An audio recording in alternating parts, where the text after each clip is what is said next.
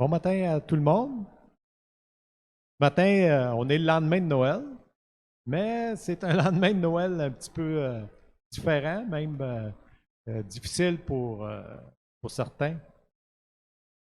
On va faire un culte aussi différent ce matin. Il n'y aura pas de prédicateur, mais on va faire une présentation spéciale. J'avais envie de vous faire la lecture de la Nativité, de la naissance de Jésus. Puis la louange, on va la faire entrecoupée dans, dans la lecture, dans la présentation. À la fin, je vais essayer de vous laisser un petit temps pour discuter ensemble parce que j'ai un petit défi ou un petit souhait à vous faire. On va commencer par tout de suite le premier cantique. Si vous êtes chez vous, vous pouvez vous lever et on va chanter ensemble.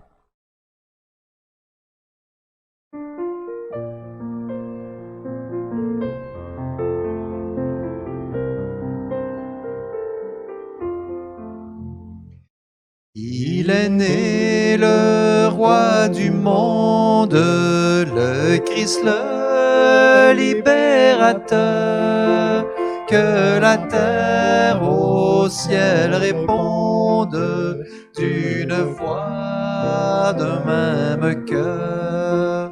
Dans les tables misérables, contemplez ce nouveau-né. À la terre, au mystère, Dieu lui-même s'est donné.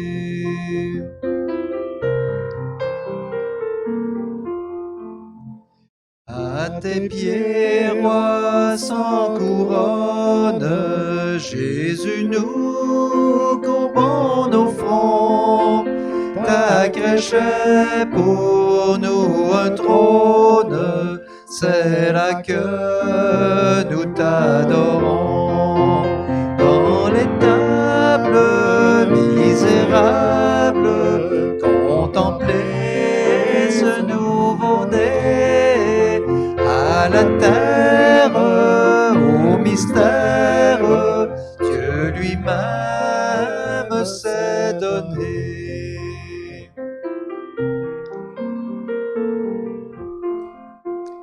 En notre âme vient renaître, ô Christ, elle a soif de toi. Elle veut t'avoir pour maître, humble enfant, glorieux roi. Dans les tables misérables, contemplez ce nouveau-né. À la terre, au mystère, Dieu lui-même s'est donné. On va prier pour remettre cet avant-midi entre les mains du Seigneur. Père éternel, on veut te remercier pour ce temps. On veut te remercier d'être avec chacun de nous là où nous sommes et de faire de nous ton Église rassemblée en esprit. On veut te remettre aussi toutes les paroles qu'on va lire tantôt, que ça touche nos cœurs, que ça nous encourage aussi dans cette période difficile. Je prie de nous convaincre que tout est sous contrôle, que tu prends soin de nous. Au nom de Jésus que je te prie. Amen. Amen.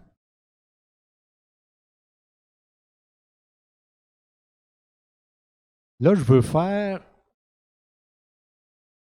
un retour en arrière, un petit voyage avec vous autres dans le temps passé de mon enfance. Enfant, chez moi, Noël, ça se passait le 25 au matin. C'était pas le 24 au soir. On ne développait pas des cadeaux à minuit. C'était le matin, le 25. Le matin, Mon père, il se levait le premier, puis il faisait le déjeuner. Nous autres, on se levait. Nous autres, c'est les 6 enfants. On était 6 chez nous. Puis tout de suite, on se garoche dans le salon pour aller voir qu'est-ce qu'il y a sous le sapin. Mais on n'a pas le droit de toucher. On n'a pas le droit de prendre les paquets. Puis de... Un coup, le déjeuner préparé, on s'en va tous s'asseoir autour de la table. Puis on mange ensemble en famille. Puis là, les enfants, comme on est, là, ben, on mange, mais on a hâte à tantôt. Après avoir mangé tous ensemble, et probablement après avoir fait la vaisselle, que je faisais très rarement, on allait s'asseoir autour du sapin. Mon père prenait une chaise. Ça se pouvait que ce soit le banc de piano, là, mais dans mon souvenir, il prenait une chaise, puis il allait s'asseoir à côté du sapin. Fait qu'on va aller à côté du sapin.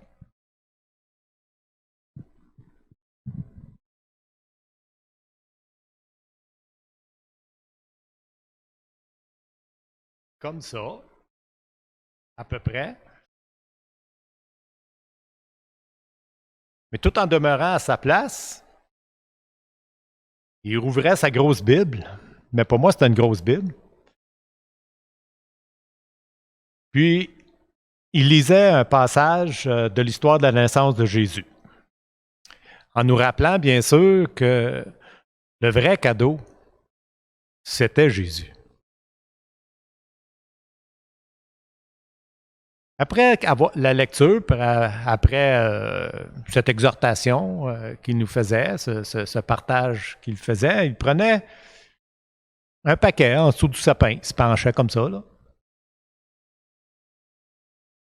il regardait le nom qu'il y avait dessus, puis il donnait le cadeau à la personne dont le nom était écrit dessus. C'est lui qui donnait tous les cadeaux.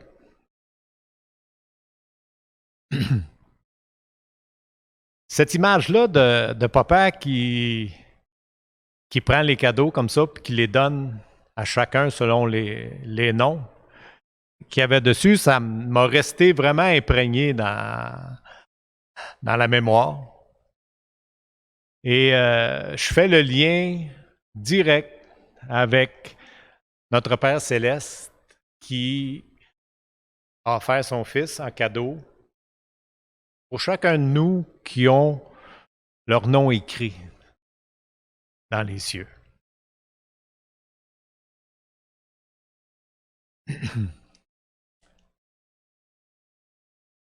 J'aimerais qu'on garde ça à l'esprit tout le long de ce matin. Avec les lectures, je vais lire des prophéties. Je vais aller dans l'Ancien Testament, je vais lire quelques prophéties. À mesure que je lis le texte de l'histoire de Jésus pour les insérer, pour qu'on voit. J'ai trouvé ça très enrichissant de faire cet exercice chez nous. J'ai vraiment vu, il y en a plein. Il y a plein de passages dans l'Ancien Testament qui nous annoncent Jésus, puis ça m'a enrichi. J'espère que ça va. J'ai pas tout relevé, là, on n'aura pas le temps, là, mais j'espère que ça va vous enrichir aussi. Mais gardez à l'espoir, à l'idée que ça va être entrecoupé de chants. Chaque partie, c'est comme si je prenais un cadeau sous le sapin, ben moi, pas moi, le Seigneur, puis qui vous l'offrait. On va commencer du temps d'Hérode, le roi de Judée. Il y avait un sacrificateur nommé Zacharie, de la classe d'Abia. Sa femme était d'entre les filles d'Aaron. D'Aaron, c'était le frère de Moïse. C'est lui qui était comme le chef des sacrificateurs dans l'Ancien Testament. Elle s'appelait Élisabeth. Tous deux étaient justes devant Dieu, observant d'une manière irréprochable tous les commandements et toutes les ordonnances du Seigneur. Il n'y avait pas d'enfant, puisqu'Isabelle était stérile et ils étaient l'un et l'autre avancés en âge. Or, pendant qu'il s'acquittait de ses fonctions, Zacharie, devant Dieu, selon le tour de sa classe, il fut appelé par le sort, d'après la règle du sacerdoce, à entrer dans le temple du Seigneur pour offrir le parfum. Toute la multitude du peuple était dehors en prière. À l'heure du parfum, alors, un ange du Seigneur apparut à Zacharie et se tint debout à la droite de l'autel des parfums. Zacharie fut troublé en le voyant, et la frayeur s'empara de lui. Mais l'ange lui dit, « Ne craignez point, Zacharie, car ta prière a été exaucée. Ta femme Élisabeth enfantera un fils, et tu lui donneras le nom de Jean. Il sera pour toi un sujet de joie et d'allégresse, et plusieurs se réjouiront à sa naissance. » J'en prends un autre. Je vous l'offre. Zacharie dit à l'ange, « À quoi reconnaîtrai-je cela? Car je suis vieux et ma femme est avancée en âge. » L'ange lui répondit, « Je suis Gabriel. Je me tiens devant Dieu. J'ai été envoyé pour te parler, pour t'annoncer cette bonne nouvelle. Et voici, tu seras muet. Tu ne pourras pas parler jusqu'au jour où ces choses arriveront. Parce que tu n'as pas cru à mes paroles, qui s'accompliront en leur temps. » Cependant, le peuple attendait à l'extérieur. Puis, s'étonnant de ce que Zacharie restait si longtemps dans le temple, quand il sortit, il ne put leur parler. Ils comprirent qu'il avait eu une vision dans le temple. Il leur faisait des signes, mais il restait muet. Lorsque les jours de service furent écoulés, il s'en alla chez lui. Désolé. Quelque temps après, Élisabeth, sa femme, devint enceinte.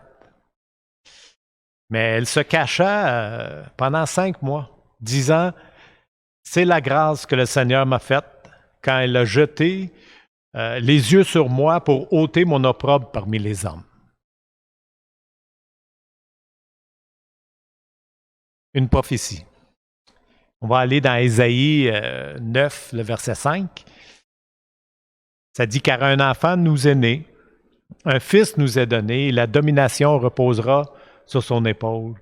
On l'appellera admirable, conseiller, Dieu puissant, Père éternel, Prince de la paix. » Je vais prendre un autre cadeau, un autre paquet que je vais vous offrir. C'est au 6e mois, le 6e mois de la grossesse d'Élisabeth. L'ange Gabriel fut envoyé par Dieu dans une ville de Galilée, appelée Nazareth, auprès d'une vierge fiancée à un homme de la maison de David, nommé Joseph. Le nom de la vierge était Marie. L'ange entra chez elle et dit, « Je te salue, toi à qui une grâce a été faite. Le Seigneur est avec toi. » Troublée par cette parole, Marie demandait ce que pouvait signifier une telle salutation. L'ange lui dit, « Ne crains point, Marie, car tu as trouvé grâce devant Dieu. Et voici, tu deviendras enceinte et tu enfanteras un fils et tu lui donneras le nom de Jésus. Il sera grand, il sera appelé Fils du Très-Haut. Et le Seigneur Dieu lui donnera le trône de David son père. Il régnera sur la maison de Jacob éternellement, et son règne n'aura point de fin. » Marie dit à l'ange, « Comment cela se fera-t-il, puisque je ne connais point d'homme? Je ne suis pas mariée. » L'ange lui répondit, « Le Saint-Esprit viendra sur toi, et la puissance du Très-Haut te couvrira de son ombre. C'est pourquoi le Saint-Enfant qui naîtra de toi sera appelé Fils de Dieu. Voici, Élisabeth, ta parente, a conçu elle aussi un fils en sa vieillesse. Et celle qui était appelée stérile est dans son 6e mois, car rien n'est impossible à Dieu. Marie dit, je suis la servante du Seigneur, qu'il me soit fait selon ta parole. Et l'ange la quitta. Je veux juste noter ici la suite de la prophétie dans Ésaïe 9, le verset 5. On va continuer au verset 6. Il dit, donnez à l'empire de l'accroissement et une paix sans fin au trône de David et à son royaume, l'affermir et le soutenir par le droit et par la justice, dès maintenant et à toujours. Voilà ce que fera le zèle de l'Éternel des armées. Et c'est ce qu'on vient de lire dans le passage avant, quand l'ange dit à Marie, il sera grand, il sera appelé Fils du Très-Haut, et le Seigneur Dieu lui donnera le trône de David, son père, et il régnera sur la maison de Jacob éternellement.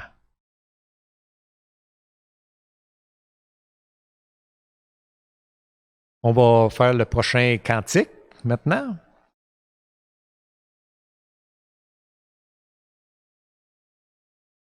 Entendez-vous des pas dans la nuit? Qu'est-ce que ça peut bien vouloir dire, ces pas-là dans la nuit?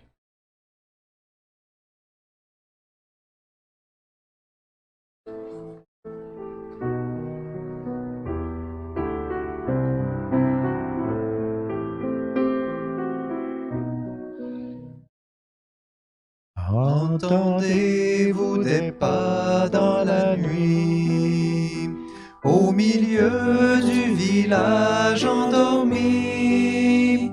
Marie est fatiguée, Joseph est angoissé, pour eux l'auberge a fermé sa porte. Mais à côté l'étable est ouverte. Marie, oh ne crains pas, ton enfant qui va naître, c'est Jésus, sauveur et roi des rois. Dans les champs pendant la même nuit, près d'un feu des bergers accroupis, gardent leur grand troupeau de moutons et d'agneaux. Les vois-tu dans l'ombre et le silence? Mais soudain la campagne s'éclaire. Allez à Bethléem, dit un ange du ciel, car Jésus le Sauveur vous est né. En Orient, dans une sombre nuit, une étrange étoile a resplendi. Quelques mages l'ont vu par cet astre, ils ont su qu'en Judée un roi venait de naître. Lentement cette étoile est partie, alors le cœur battant, les mages l'ont suivi jusqu'au pays du petit enfant.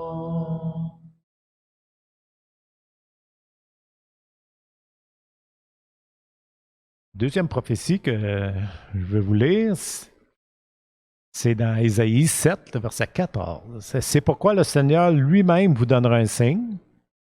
Voici, la jeune fille deviendra enceinte, elle enfantera un fils et elle lui donnera le nom d'Emmanuel. C'était ça les pas dans la nuit.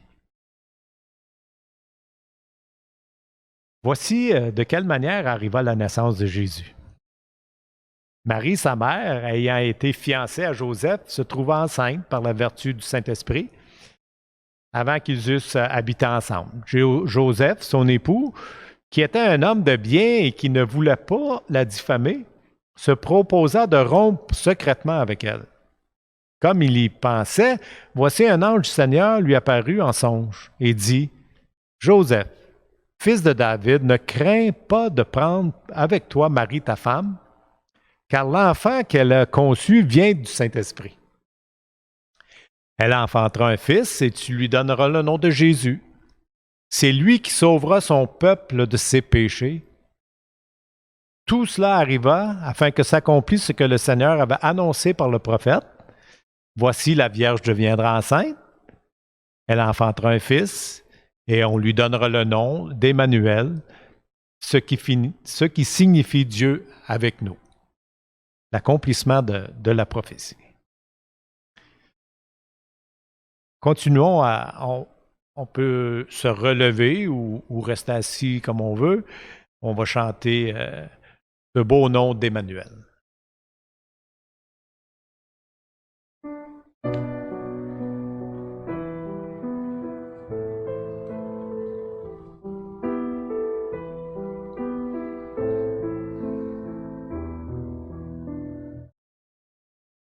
Oh, viens bientôt, Emmanuel, nous délivrer du joug cruel et du péché briser la loi. Ton peuple entier s'attend à toi. Joyeux, levez les yeux au ciel, voici venir Emmanuel.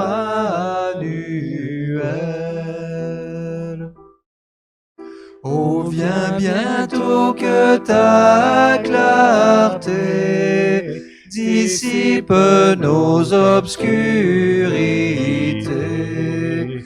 Errant et triste dans la nuit, nous appelons le jour qui luit. Joyeux, levez les yeux au ciel, voici venir Emmanuel. Oh, viens bientôt, descends vers nous, Saint Fils du ciel aimant et doux. Au cœur troublé, apporte donc la paix divine du pardon. Joyeux, levez les yeux au ciel, voici venir Emmanuel. Oh, viens bientôt, puissant Sauveur, nous réveiller de nos langueurs.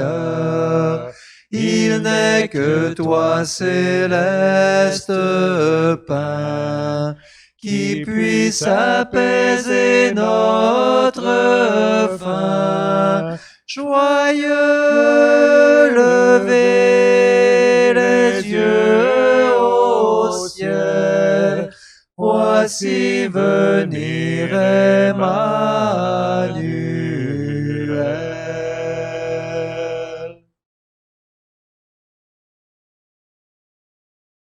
Après ça, en ce temps-là, il parut un édit de César Auguste, ordonnant un recensement de toute la terre. Ce premier recensement a eu lieu pendant que Quirinius était gouverneur de Syrie, et tous allaient se faire inscrire chacun dans sa ville. Joseph aussi monta de la Galilée, de la ville de Nazareth, pour se rendre en Judée, dans la ville de David, appelée Bethléem, parce qu'il était de la maison et de la famille de David. Pendant qu'ils étaient là, le temps où Marie devait accoucher arriva. Elle enfanta son premier-né. Elle l'emmaillota. Elle le coucha dans une crèche parce qu'il n'y avait pas de place pour eux autres dans l'hôtellerie. Chantons ensemble sur la paille fraîche.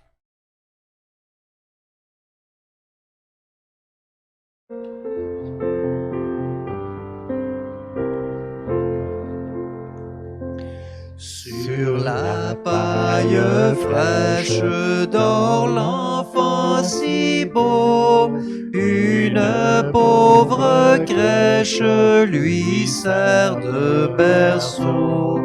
De l'azur céleste, l'étoile sourit à l'enfant qui reste si tard endormi.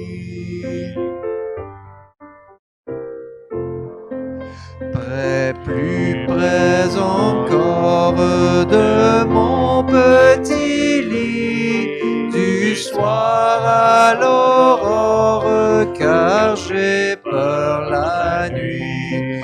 Bénis, frère tendre, les autres petits, viens bientôt nous prendre dans ton paradis.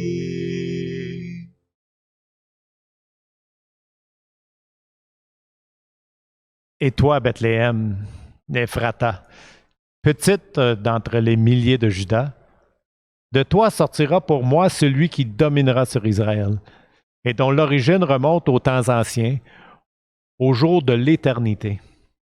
C'est pourquoi il les livrera jusqu'au temps où enfantera celle qui doit enfanter.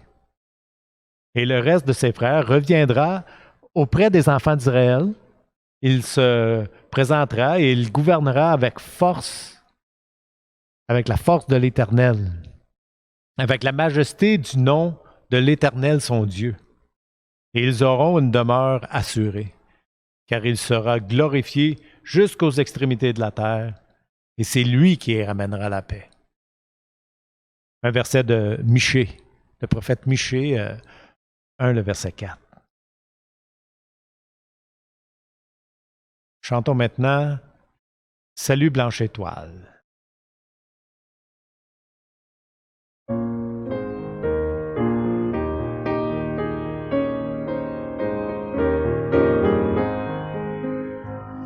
Salut blanche étoile, au plus haut du ciel, rayonne sans voile, splendeur de Noël. Venez tendre enfance, qu'un chant d'espérance. Venez tendre enfance, qu'un chant d'espérance de vos cœurs s'élance jusqu'à l'éternel.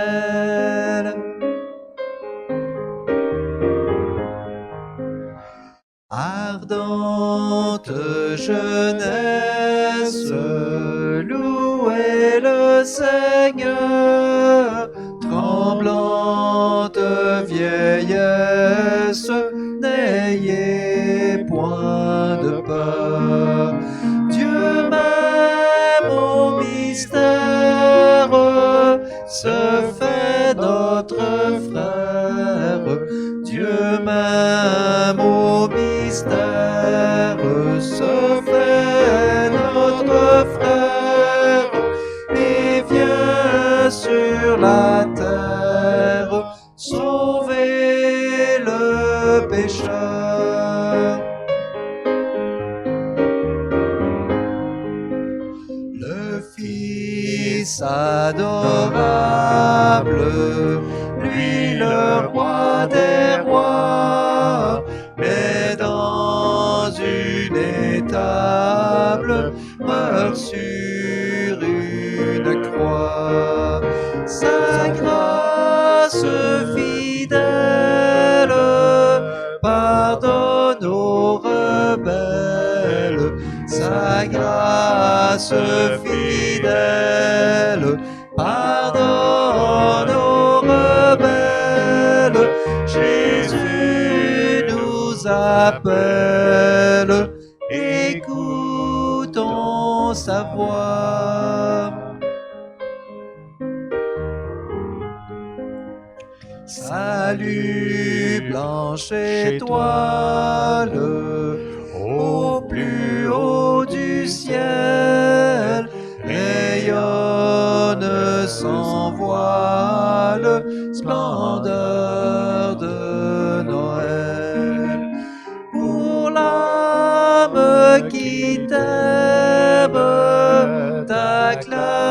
clarté suprême, pour l'âme qui t'aime, ta clarté suprême est le doux emblème du jour éternel.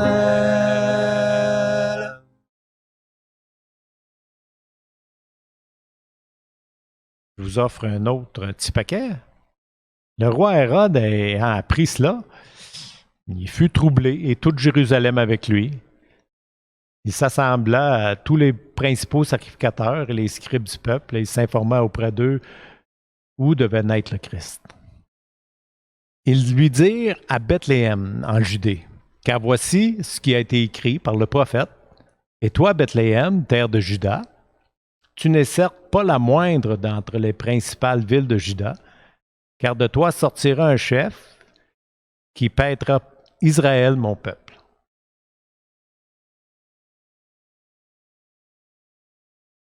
C'est l'accomplissement de la prophétie de Michée.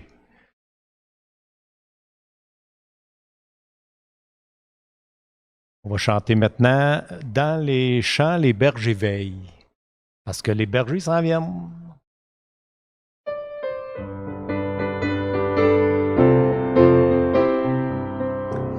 Dans les champs, le berger veille aux approches du matin. Dans la brise à son oreille apporte un écho lointain. Et tandis que tout rayonne d'une soudaine clarté, plus forte la voix résonne du fond de l'immensité.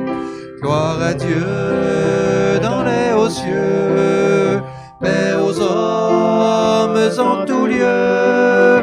Le Rédempteur et le Maître qu'attendaient vos cœurs pieux. Dans la crèche vient de naître, gloire à Dieu dans les hauts cieux. Berger, pourrez-vous comprendre l'amour du Dieu Tout-Puissant qui pour vous daigne descendre à n'être qu'un faible enfant, un enfant que la souffrance saisira dès le berceau, qui marchera sans défense vers la croix et le tombeau. Gloire à Dieu dans les hauts cieux, paix aux hommes en tout lieu, pour sauver l'âme coupable, le Verbe victorieux, né dans une pauvre étable. Gloire à Dieu dans les hauts cieux. En chantant l'hymne nouvelle, l'ange au ciel s'est envolé, et sous la voûte éternelle, le berger reste isolé. Mais ravi du saint mystère, son cœur murmure tout bas. Si l'ange a quitté la terre, le sauveur ne s'en va pas. Gloire à Dieu dans les hauts cieux, paix aux hommes en tout lieu. Pour cet enfant dans ses langes, pour ce don si précieux, chantons tous comme les anges, gloire à Dieu dans les hauts cieux. Gloire à Dieu dans les hauts cieux. Parce qu'il y avait, dans cette même contrée, des bergers qui passaient dans les champs les veilles de la nuit pour garder leurs troupeaux. Et voici un ange Seigneur leur apparut, et la gloire du Seigneur resplendit tout autour d'eux. Ils furent saisis d'une grande frayeur. Mais l'ange leur dit, encore une fois, ne craignez pas, car je vous annonce une bonne nouvelle qui sera pour tout le peuple le sujet d'une grande joie.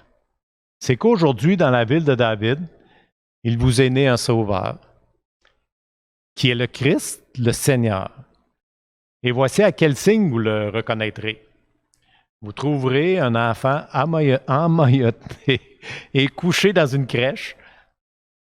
Et soudain, il se joignit à l'ange une multitude de l'armée céleste, louant Dieu et disant « Gloire à Dieu dans les lieux très hauts et paix sur la terre parmi les hommes qui l'agréent. » Vous imaginez-vous l'armée céleste? Déjà, un ange, t'as comme quelque chose. Il se joint à lui une armée céleste qui chante. Moi, j'aurais aimé ça. Il me semble que j'aurais eu la chair de poule un petit peu. Hein. Ben, mais j'aurais peut-être eu peur un petit peu aussi. On va chanter Écoutez le chant des anges.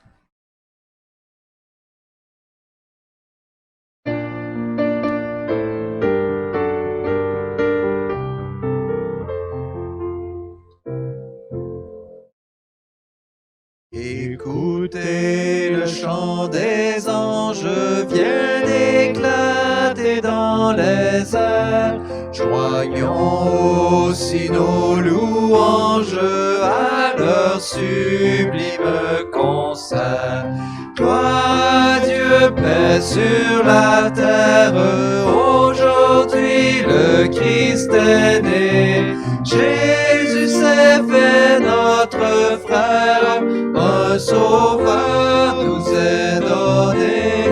Jésus s'est fait notre frère, un sauveur nous est donné.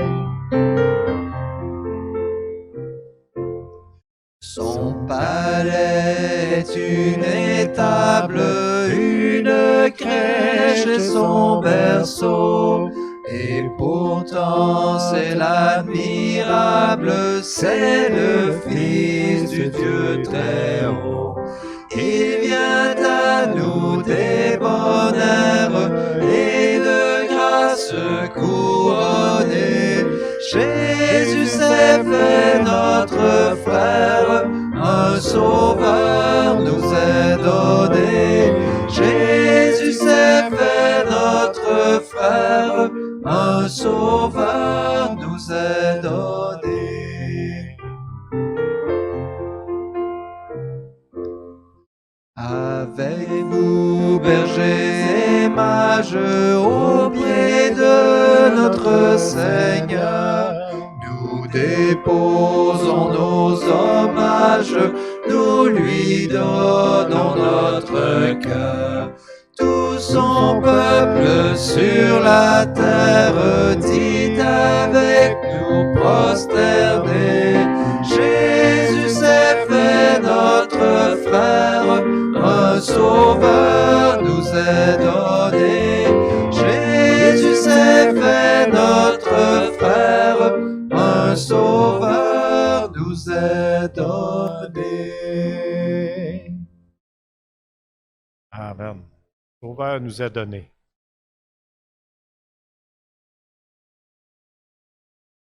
Là, cette période difficile et un peu incertain parce que c'est changeant. Hein? On ne sait pas trop à quoi s'attendre. On vous demande beaucoup de prières et je pense qu'on peut profiter de ce temps-là pour peut-être se mettre 2, 3, 4, 5. Je ne sais pas votre situation, là, mais pour prier ensemble. Les uns pour les autres, puis pour la marche de notre assemblée, comment on va procéder dans le futur. On va conclure avec 2 autres chants tantôt, mais j'aimerais vous inviter aussi, si vous priez ensemble, de partager cette année ou dernièrement dans votre vie, quelque chose qui vous considérez ou que vous considérez comme un cadeau que le Seigneur vous a donné. Vous savez que Sylvie et moi, on a été malades au début de l'année et que Sylvie s'est fracturé la rotule dernièrement. Elle a été est encore en convalescence, là, mais elle a été un bon bout de temps à soit être couchée ou dans sa chaise roulante, ou pas plus que ça, puis elle ne pouvait pas faire grand-chose. Ça venait la chercher. Puis, ça nous affecte, les épreuves. Ce qu'elle m'a dit à un moment donné m'a surpris un petit peu, puis m'a fait du bien. Elle dit, pendant tout ce temps-là, elle a passé plus de temps à prier, puis à louer le Seigneur, puis à écouter des cantiques. Puis c'était comme un arrêt. Le Seigneur, des fois, nous fait arriver des choses puis qu'on s'arrête. Et qu'on se tourne vers lui. Qu'on approfondisse notre relation avec lui, puis ça goûte bon. Malgré toute la douleur qu'elle pouvait avoir dans le genou et toute la frustration qu'elle pouvait vivre de ne pas pouvoir me servir, de pouvoir servir.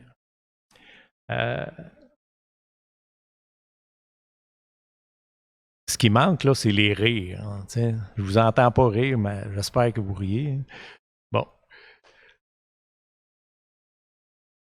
C'est quelque chose que je vous propose, là, de partager ça. Si vous êtes seul, vous n'avez pas pu vous rencontrer avec quelqu'un, puis pour une raison ou une autre, vous êtes seul, mais je vous propose peut-être de juste téléphoner quelqu'un, appeler quelqu'un, un frère, une sœur, puis partagez-lui cette anecdote-là, ce cadeau-là que vous avez eu.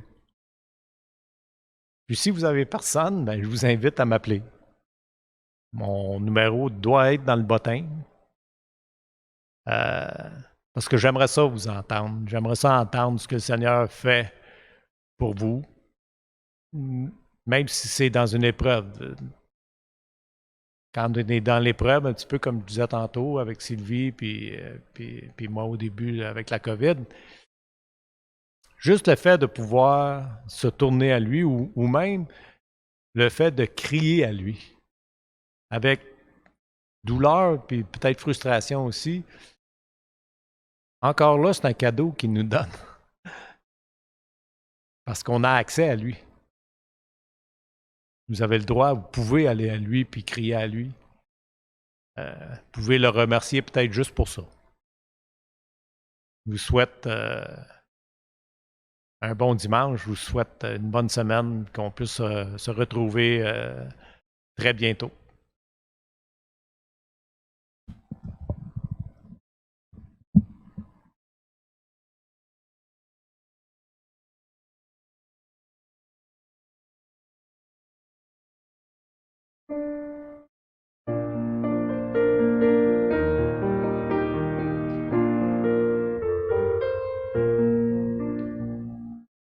Redites-moi l'histoire de l'amour de Jésus. Parlez-moi de la gloire qu'il promet aux élus.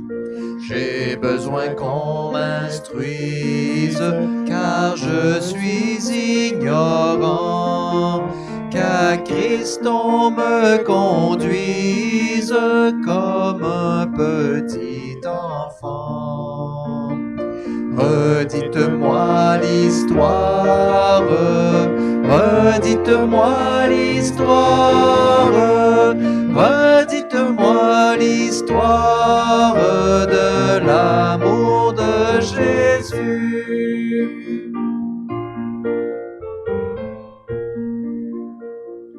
Redites-moi l'histoire de la crèche à la croix. Éveillez ma mémoire, oublieuse parfois. Cette histoire si belle, dites-la simplement. Elle est toujours nouvelle, répétez-la souvent. Redites-moi l'histoire, redites-moi l'histoire, redites-moi l'histoire de l'amour de Jésus.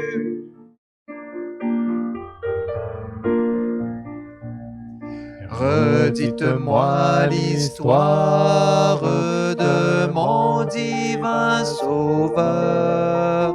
C'est lui dont la victoire a franchi le pécheur. Ce glorieux message, ô redites-le-moi, lorsque je perds courage, lorsque faiblit ma foi. Redites-moi l'histoire, redites-moi l'histoire, redites-moi l'histoire de l'amour de Jésus.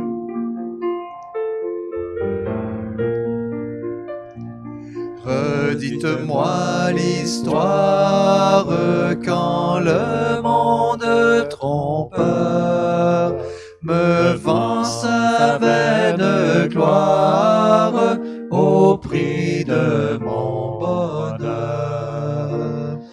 Et quand loin de la terre je prendrai mon essor, en fermant la paupière, que je l'entende encore. Redites-moi l'histoire, redites-moi l'histoire, redites-moi l'histoire de l'amour de Jésus. Oui, redis-la souvent. Aussi, dans cette épreuve que je parlais tantôt, Sylvie elle priait beaucoup plus qu'elle disait. S'approchait du Seigneur, puis elle écoutait de la musique. Il y a un cantique, un chant en particulier que je me rappelle, je ne sais pas si je me levais le matin ou quoi que ce soit, puis Sylvie, elle sanglotait. Je pensais qu'elle était triste. Non, elle n'était pas triste. Elle pleurait de joie, elle vivait une consolation à cause de ce chant-là.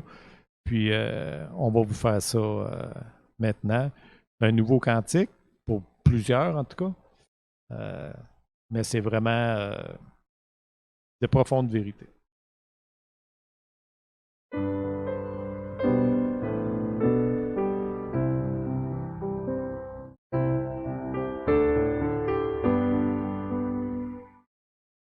Quand vacille ma faible foi, Christ me gardera. Quand le tentateur est là, il me gardera. Sur ce chemin sans son aide, je ne tiendrai pas. Mon amour est souvent tiède, il me gardera. Il me gardera, il me gardera, car mon Sauveur m'aime tant. Il me gardera, il me gardera, il me gardera, car mon Sauveur m'aime tant. Il me gardera.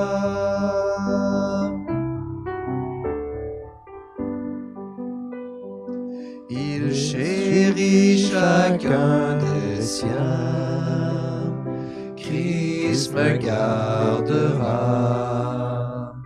Précieux sous son regard saint, il me gardera. Mon âme sera préservée, sa promesse tiendra. Quel grand prix il a payé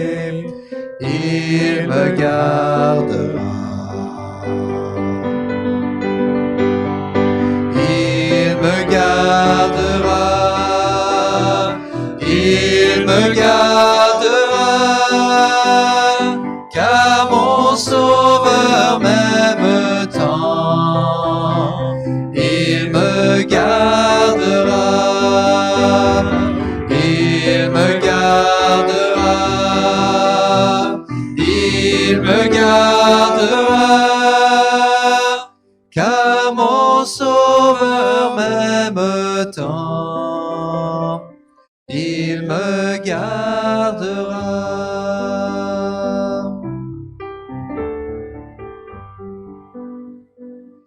Il a souffert pour ma vie, Christ me gardera. La justice est accomplie, il me gardera. Avec lui ressuscité, il me gardera. Oui, enfin je le verrai quand il reviendra. Il me gardera, il me gardera, car mon Sauveur m'aime tant. Il me gardera, il me gardera, il me gardera, car mon Sauveur m'aime tant. Il me gardera.